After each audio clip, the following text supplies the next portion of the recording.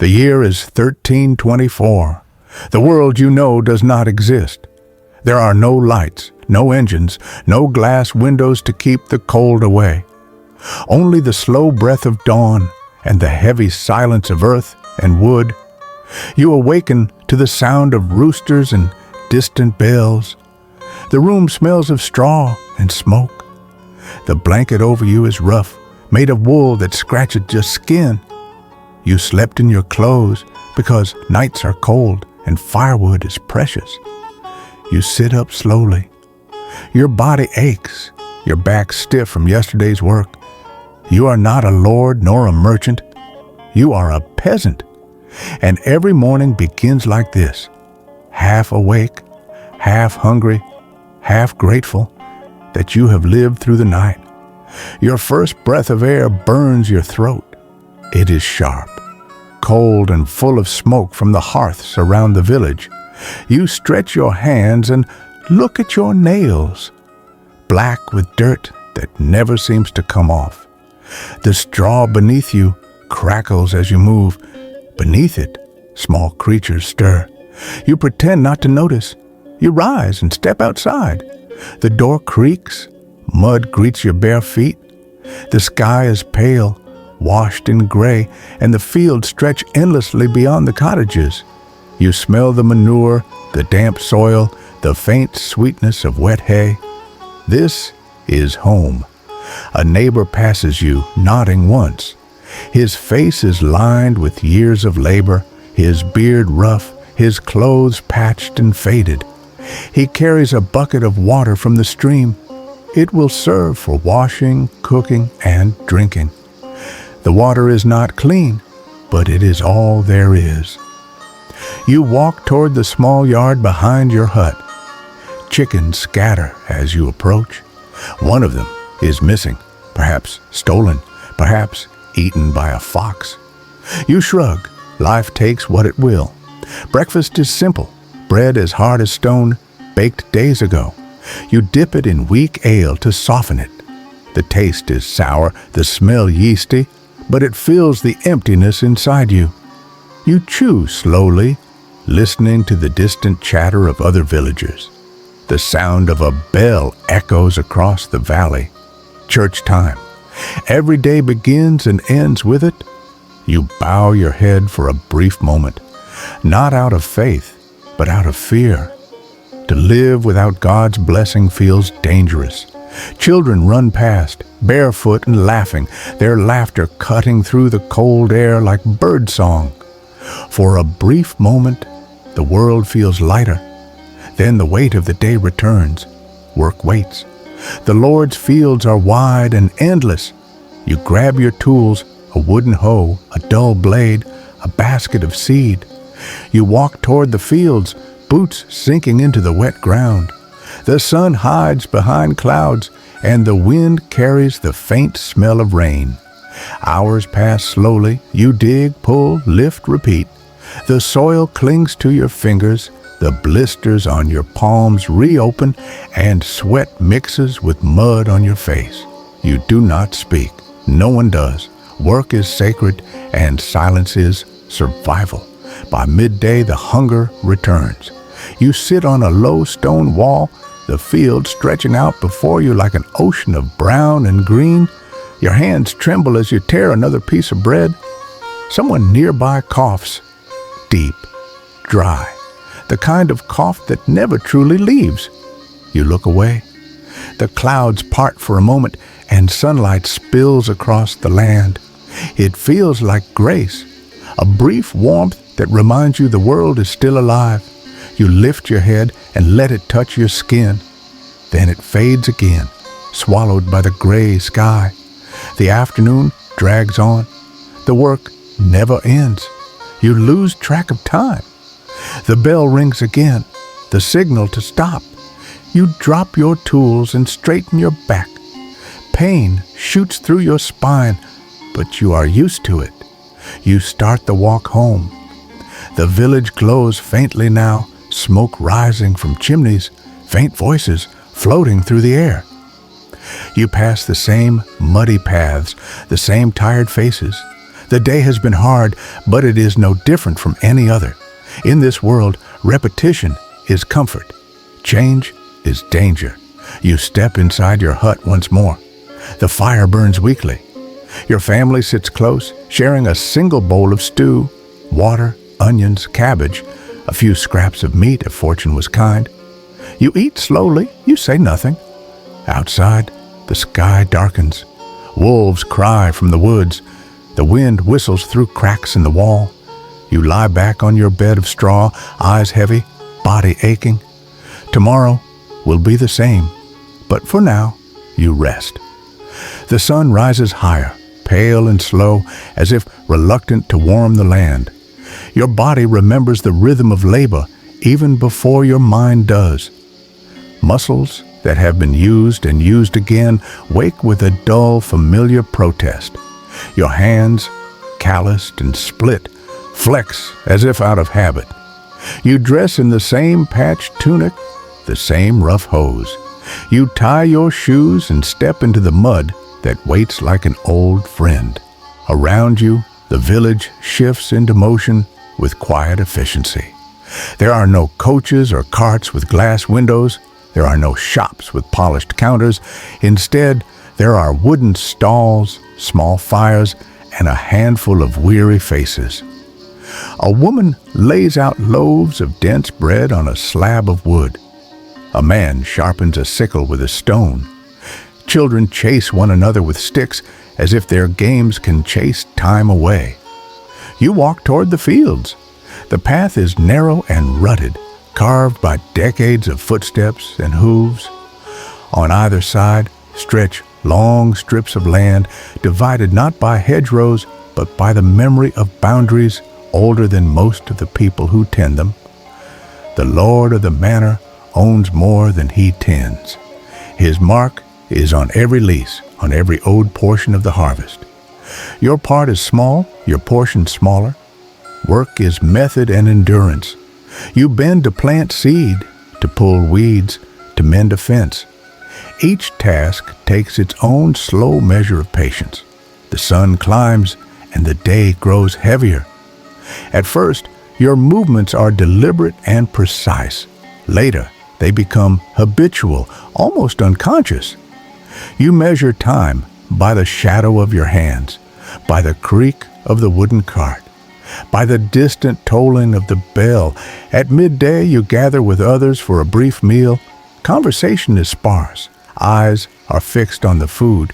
You eat slowly, tasting every grain as if it might be the last for days. There is a sense of shared fate among the people here, an acceptance that life unfolds in small, hard cycles. Laughter appears sometimes, sudden and sharp, as if to prove that joy can exist in the same body that bears so much toil. But for the most part, there is quiet, an economy of words where silence preserves energy. The Lord's steward passes occasionally, wrapped in finer cloth than you will ever own. He speaks little, but his presence is a reminder of the structure of power. Fealty, rent, tithes. These words are not abstractions, but the ledger of your life. A portion of your harvest will be collected, a portion given for the upkeep of the church, and a portion will be traded for necessities. When the harvest is poor, these calculations become a kind of hunger, rigorous enough to hollow the stomach. By afternoon, your shoulders ache and your back protests with a slow, constant pain. You work until the light thins and the shadowed earth begins to cool. There is a rhythm to the labor that can lull the mind into a kind of trance. In that trance, you think of little things, the shape of your child's smile, the way the rain smelled last week, the small kindness of an elderly neighbor who mended a torn sleeve without charge. Night approaches, and the village gathers again around the small fires. The smell of cooking stirs the air. Stew made from watery broth, onions, root vegetables if you are fortunate. You eat in silence or murmur brief stories of the day. Often, the stories are about work that went wrong or animal that was lost. But sometimes, someone will remember a tale of a far-off night or a festival long past. Those moments offer a brief window into worlds beyond the immediate needs of survival. You sleep when you can. Your bed is straw and cloth, but it holds the contours of your body as a kind of refuge. As you lie down, you think of the tasks that will greet you tomorrow: mend the roof, drive the cattle, sharpen the plowshare. In the quiet before sleep, the village exhales together, a chorus of small sounds: the settling of wood, the quiet breathing of children, the distant call of an owl. And you know deep in the slow marrow of your bones that this pattern will continue. There is a strange steadiness in that knowledge. It is both a comfort and a sentence. You close your eyes to the rhythm of the day and surrender to rest, to recover what strength you can for the return of the same unrelenting tasks. Morning returns as it always does, and with it the faces that make up your small world. There is a woman at the well whose hands are knotted and stained. She laughs quietly at things only she seems to notice. There is the old man who sits by the churchyard fence and tells stories of kings he never met. There is the blacksmith, a broad-shouldered figure whose hands are dark with soot and whose hammer is a metronome of creation and destruction. Each person moves within a web of relationships, neighbors, kin, obligations, debts, and together they form the fragile architecture of community. You learn quickly that survival here is as much social as it is practical. A neighbor shares a portion of flour when your own is low. A craftsman repairs a child's shoe for the price of a favor to be returned later.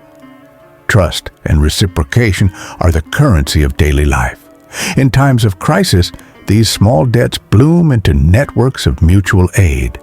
But there is also suspicion, whispered gossip, jealousies that flare when someone appears to have more than their share.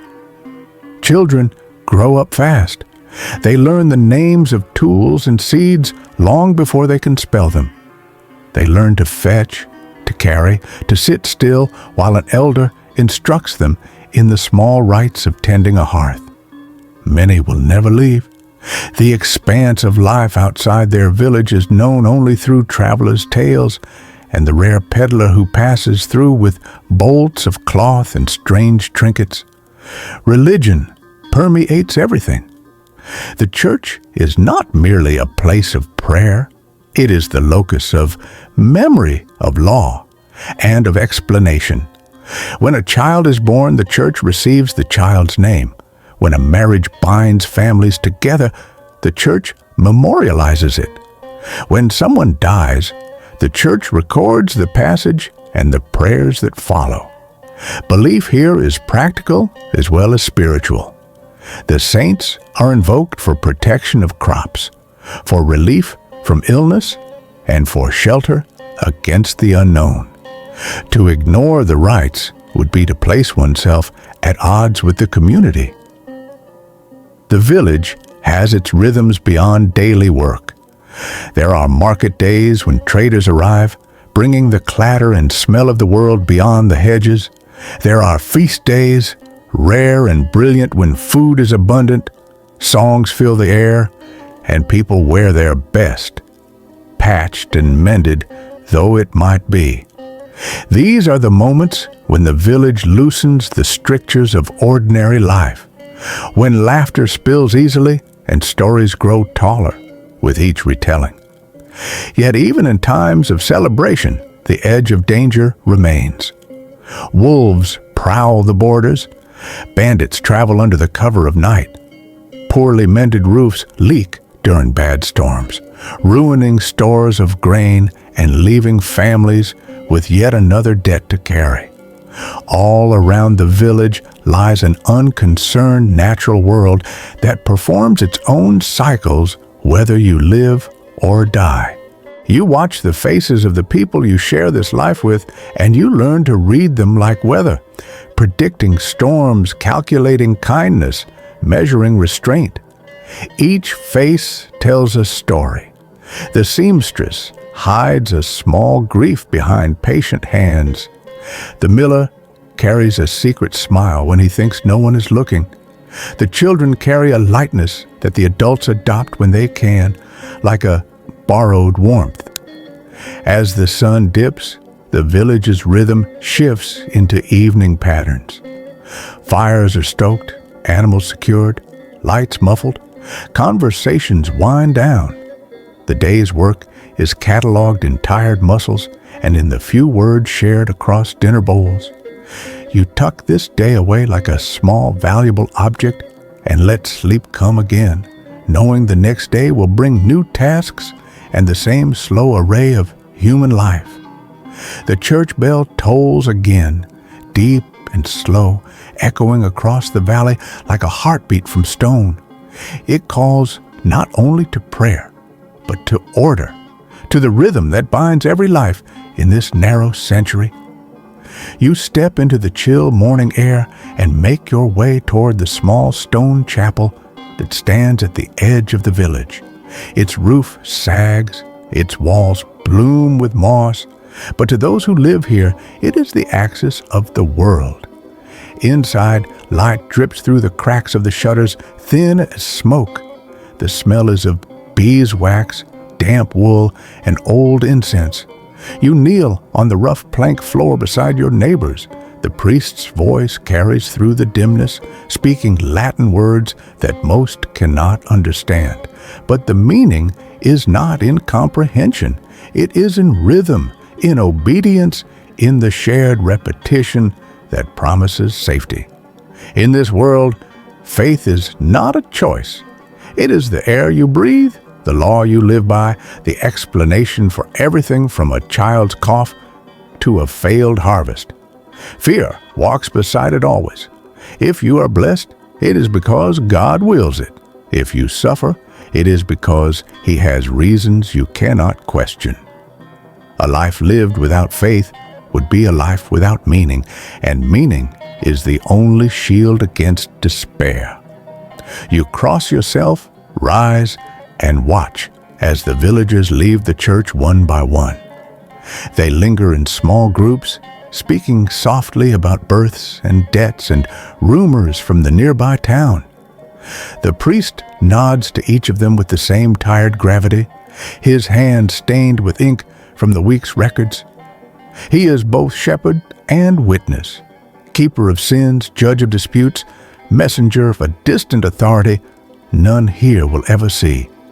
Afternoons sometimes bring processions, banners lifted, candles carried, hymns rising like a trembling line of smoke into the gray sky. You join because everyone must. The church is the heart that beats for all, and absence would mark you as suspect. Behind the piety, there is an undercurrent of superstition older than the church itself. The villagers tie bits of ribbon to trees for good fortune, leave small offerings at the edge of the forest, whisper charms learned from grandmothers long gone. Fear also has its rituals. When thunder cracks, you make the sign of the cross. When illness spreads, doors are barred, prayers multiplied, and eyes turn toward the priest for protection that medicine cannot provide. A fever might be divine punishment. A drought might be the devil's work. Every mystery demands a story, and every story demands faith. At night, the chapel glows faintly with its single candle. Sometimes you pass it on your way home and hear the priest murmuring alone. You pause, listening to the cadence of words that have carried centuries of hope and dread alike. It is both comfort and warning, a reminder that salvation is fragile, that the soul must be guarded as carefully as the grain in the cellar. You lie awake and think about heaven, about the saints carved into the wooden altar, their faces worn smooth by countless touching hands. You imagine what eternity must be like for people who have never known rest in life. Perhaps that is why the faithful pray so often, to believe that beyond this narrow, muddy world, there waits a place where toil and fear finally end. The air turns colder, sharper. Autumn strips the trees bare and brings with it the smell of smoke and sickness. You hear the first coughs in the village long before anyone admits what they are. A child falls ill, then an old man, then a mother nursing her infant. Soon, every house holds someone burning with fever. In the Middle Ages, disease is as common as rain. The simplest wound can fester, the smallest infection can end a life. There are no doctors as you would know them, only herbalists, wise women, monks with small collections of books copied by hand. They prescribe potions made from vinegar, garlic, honey, and hope. Some heal, most do not. When sickness deepens, bells toll again. You watch as a cart rolls through the muddy street, carrying the dead to the edge of the churchyard. There is no space left in the consecrated ground. The graves lie shallow and crowded. A priest walks beside the cart, muttering prayers against the stench. The living watch from doorways, crossing themselves, whispering that God's will cannot be questioned. You help dig because everyone must. The soil is cold and heavy.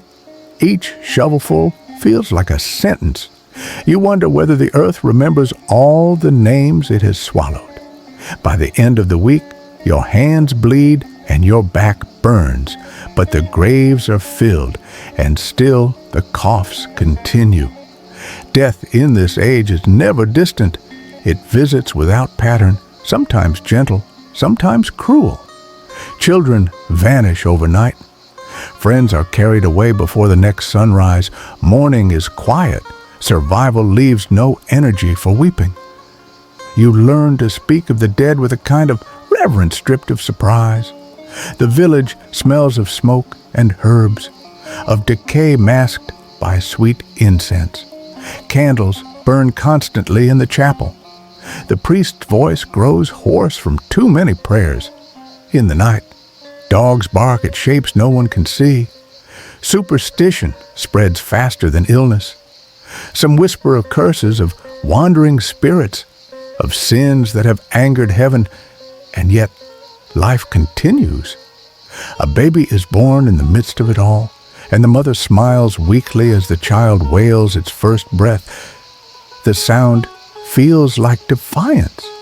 It reminds you that even in the shadow of death, the pulse of existence refuses to quiet.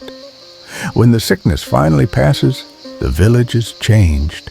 Too many doors stay shut. Too many voices are missing from the morning air. The survivors move carefully, as though afraid to disturb the balance that allowed them to remain. You, too, walk with new caution, knowing how thin the line is between the living and the forgotten. You leave the village for the first time in many months, following the dirt road that winds toward the nearest town. It is not a great city by modern measure, but to your eyes, it is vast. A wall of stone, a tangle of roofs, a place where smoke curls endlessly into the gray sky.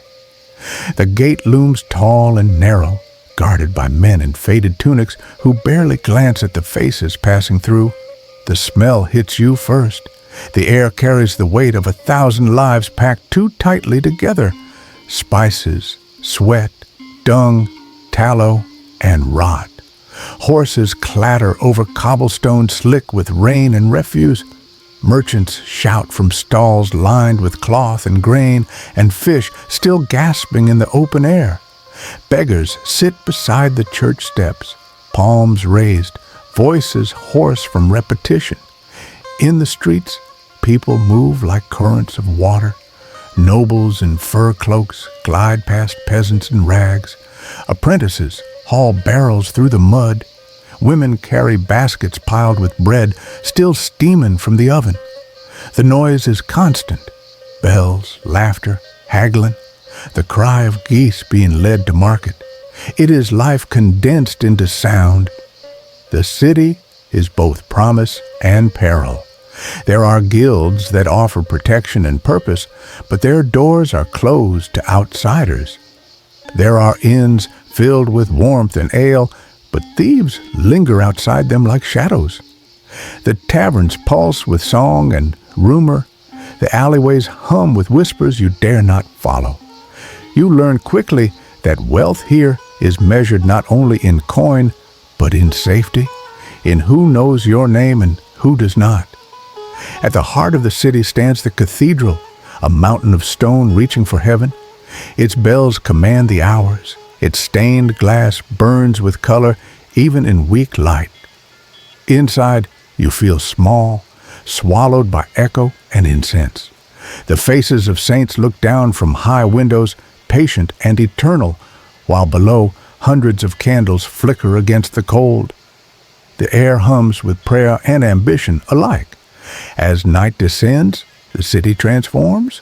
The market quiets. The laughter turns low, uncertain. Torches sputter in the streets, casting uneven shadows that seem to move of their own accord. Rats scurry through the gutters. Somewhere a door slams, and a child cries. The city that was vibrant by day becomes a labyrinth of fear by night. You find a place to rest in a narrow room above a tavern. The walls are thin, the straw mattress damp, but exhaustion makes even discomfort feel like luxury. Below you, voices murmur, a song, a quarrel, a toast. You lie still and stare at the ceiling. The scent of smoke seeps through the floorboards. Through the small window, you see the flicker of torchlight tracing the streets. Somewhere far away, the bell tolls midnight. The sound rolls through the air like a wave washing over the sleeping city. You close your eyes and listen to the strange rhythm of civilization, the heartbeat of a world still half wild, half dreaming. Dawn again. The first light brushes the rooftops with pale gold. The fields beyond the city shimmer with dew. The world wakes slowly, uncertain whether it should begin again. You rise and breathe the cold air. Somewhere, a rooster calls, just as it does in every village across the land. The rhythm of life resets itself, an endless circle of work and rest, hunger and satisfaction, faith and doubt. The Middle Ages do not rush. They turn like a wheel, steady and unbroken. You think of everything you've seen, the labor in the fields, the prayers in the chapel, the laughter of markets, the silence of graves. Each moment has been heavy with survival. You begin to understand that comfort, the kind you know from your own world, is a modern illusion. Here, even peace costs pain. The people of this time do not dream of luxury, they dream of safety, of enough bread for the week, of a winter that does not take too many lives. They are not ignorant, they are resilient. Their wisdom is carved into their hands, written in scars and calluses. As the day unfolds, you walk once more through the village you began in. Children chase chickens between huts. The smith's hammer rings out like a heartbeat. A woman hums while kneading dough. There is beauty here, quiet and persistent, rising from the simplest things. You realize that survival is not just endurance, it is meaning. Every act, no matter how small, pushes back the darkness a little. The people of this world have learned to find warmth in ritual, strength in repetition, faith in the ordinary. The sun climbs, casting long shadows over the earth. You close your eyes and listen to the hum of life continuing, fragile and unending. Somewhere a church bell tolls again, slow and steady, marking another hour that you have somehow survived. In this moment, You understand why you wouldn't last a day in medieval Europe, not because of weakness, but because your heart has forgotten how to live this slowly, this deeply, this close to the bone. You breathe once more, and the world fades to quiet.